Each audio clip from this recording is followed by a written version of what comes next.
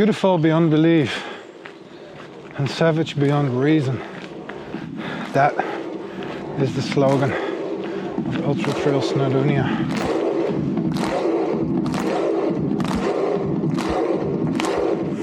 And after showing up to the start line, but not meeting the finish, I now know exactly what that means.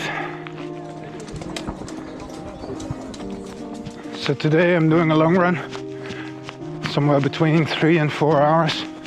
And I thought it is the perfect circumstances to make a short vlog reflecting on UTS and what happened during that day, but also what broke me and how I got wiser, because in the end I got wiser. So come with me. Hopefully I'm going to make the cutoff. So in the months leading up to Ultra Trail Snowdonia, I did my utmost best to be and become the best version of myself. So I put it in all the effort. Basis trainings, long runs, threshold trainings, interval trainings. I did them all.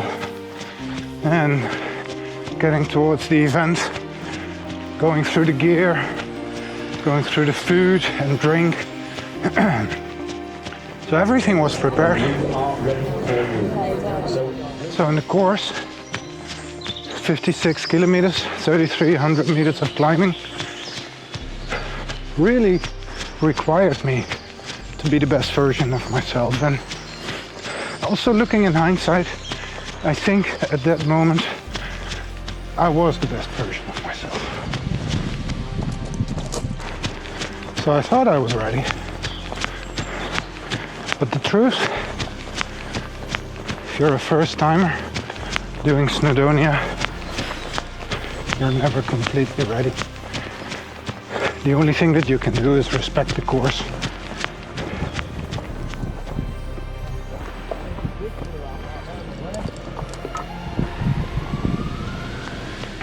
So the day itself started really good.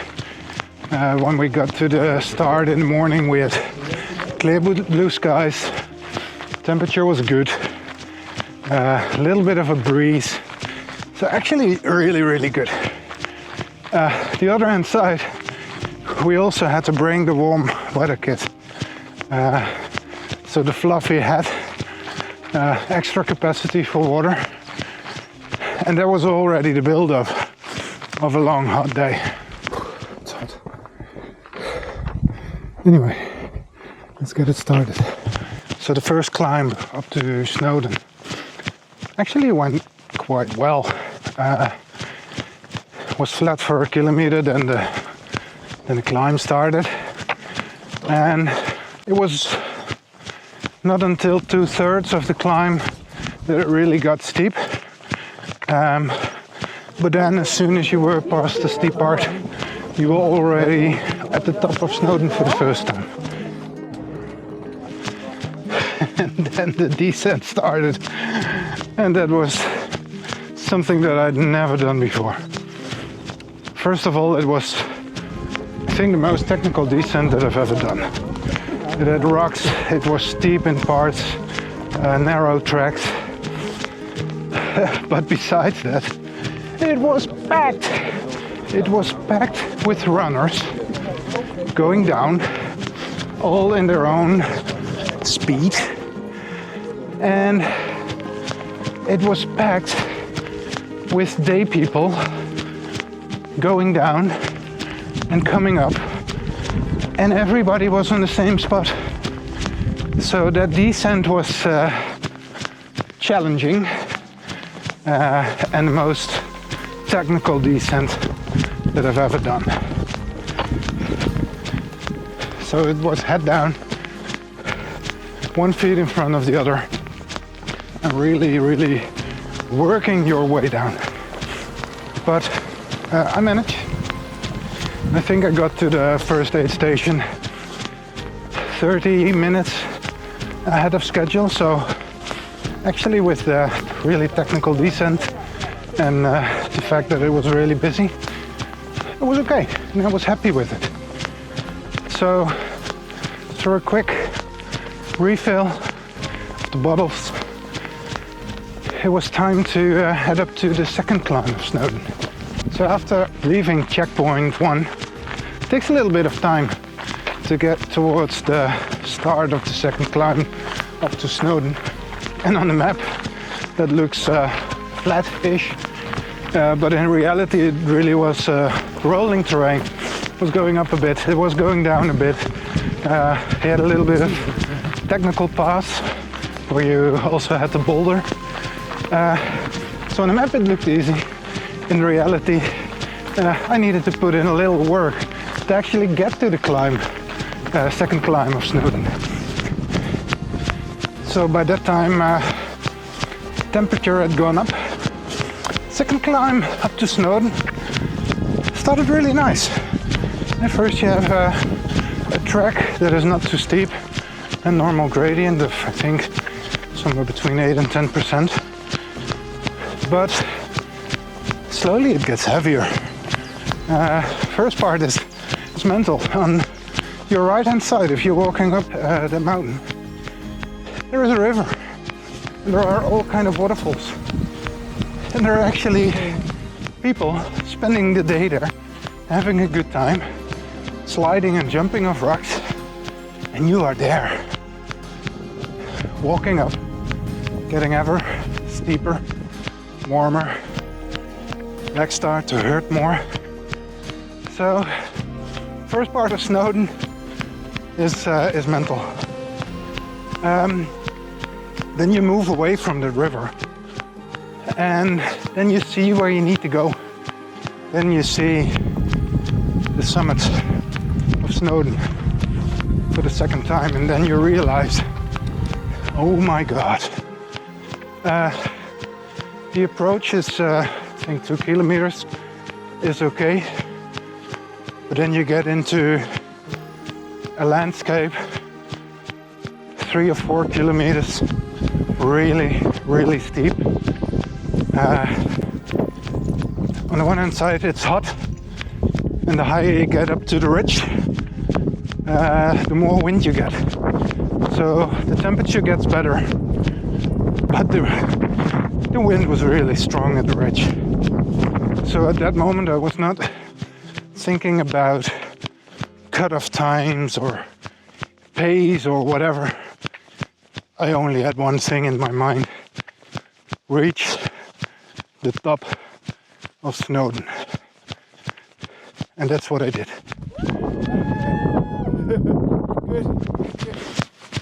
And after a big climb comes a big descent. As soon as the descent started, I noticed that my legs were really moving away from me. My quads were hurting, burning. I was not able to get into a rhythm to develop any speed.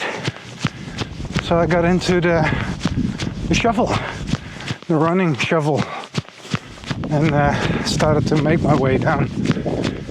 And it was not up until that moment that I started taking notice of the cutoff time.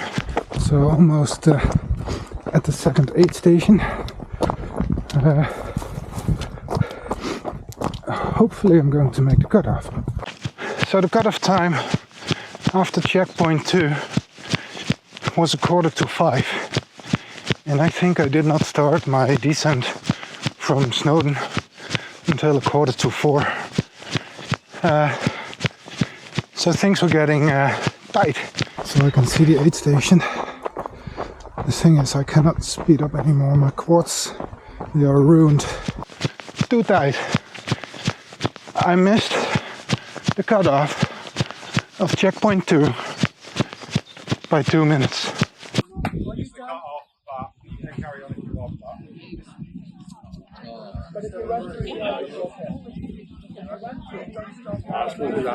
First thing I asked, did I make the cutoff? And the answer that I got was, no, you did not. But if you move quickly, we allow you to continue. move quickly.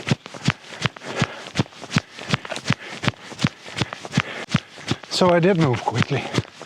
I went into that aid station, filled up my 2 flasks, and made sure to leave as quickly as possible before they could make up their mind. I think I spent less than 1 minute in the aid station. So I was on my way, happy, I'm still in the race, but not realizing that I just made a big mistake.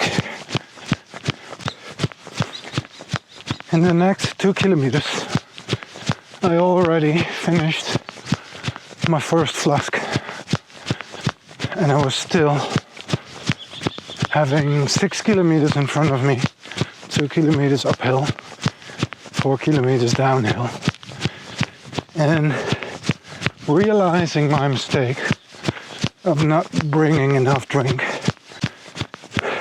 I broke. I mentally broke. Had been fighting the cutoff, then the happiness, and then the realization that in my happiness I made a big mistake of only filling up 2 flasks and not filling up my 2-liter bladder. I sat down, I broke, and I stepped out.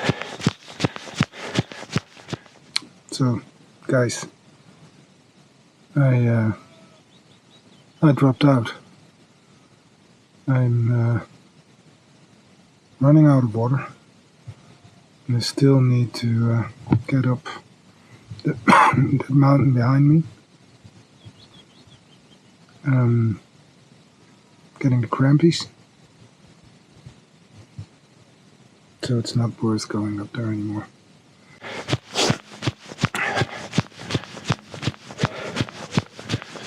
So this did not finish. It hit me quite hard. But as the person as I am, I always wanna get better. So quite quickly I started thinking about what did I learn? And man, did I learn a lot. First, foremost, my key to success is to lose weight.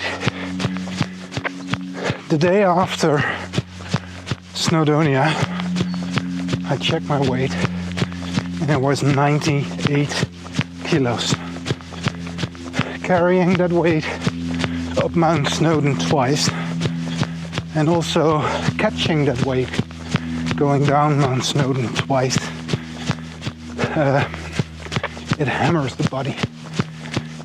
So I need to lose 10 to 15 kilos if I want to be successful in these kind of events. So my second lesson is learned. It's an open door, but it is train on the terrain that matches the event. I live in Holland. The highest elevation that we get near where I live is a speed hump in the road. But not training on climbing and descending is what did not prepare my legs sufficiently for this event. So lesson number 3, slow down at aid stations and make sure that you check everything before you leave an aid station. Do I have enough fluid? Do I have enough to eat? Is my battery charged? Did I apply sunscreen? It are those things that you can make mistakes on easily, but you can prevent yourself from making mistakes easily as well. In the end, slow is smooth and smooth is fast. Lesson number 4. Rest is a tool and use it accordingly. When I decided to drop out, I think I laid down in the grass for 30 minutes before starting to make my way back to checkpoint 2. first couple of minutes after I stood up again were a complete nightmare. So I'm walking back to the car. It is painful. The legs don't work anymore. But after 5 minutes, it got okay again. And I could more or less, in a normal way, walk back to checkpoint 2. So it meant that the 30 minutes that I laid down, in that 30 minutes, my recovery started. So I was always quite skeptical on the people that do 10 or 15 minutes naps and feel reborn. I now believe in it. Lesson number 5. Did not finish does not mean failure. I made it to the start. I was the best version of myself. I pushed hard. I reached my limits and I learned. It's all part of a bigger journey. It's not a secret that one day I will run Ultra Tour de Mont Blanc. I take these learnings. Tomorrow I will be a better version of myself as I was today. It's been 6 weeks now since Ultra Trail Snowdonia, and I'm living up to my lessons learned. First of all, I already lost 6 kilos, so I'm down to 92. So that is going in the good direction. Really happy with that. What I also see is that my VO2 max is rising steadily. So there's progress, and that's good. Second one, I'm signed up for 107 kilometers in Nice on the 27th of September. I'm going to live up to my second lessons learned, and that is before that event I will have the chance to train 4 weeks in the mountains. We will do our summer holiday in the French Alps in the Drôme for 3 weeks. And the first week of September I will be fast packing Tour du Mont Blanc. So that is another week of climbing and descending.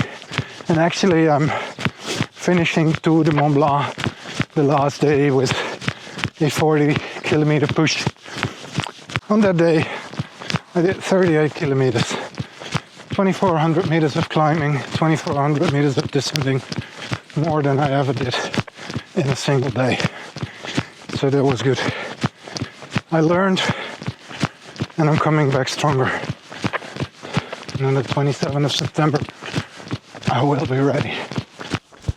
Beautiful beyond belief, savage beyond reason. It is how we started this vlog and how we're going to end it. Thanks that you joined me on this one. Interested in hearing about your learnings that you did, maybe after I did not finish, maybe after I finish. Leave them in the comments. Interesting to hear them. And see you in the next one. Beautiful beyond belief, savage beyond reason. They now know what it means.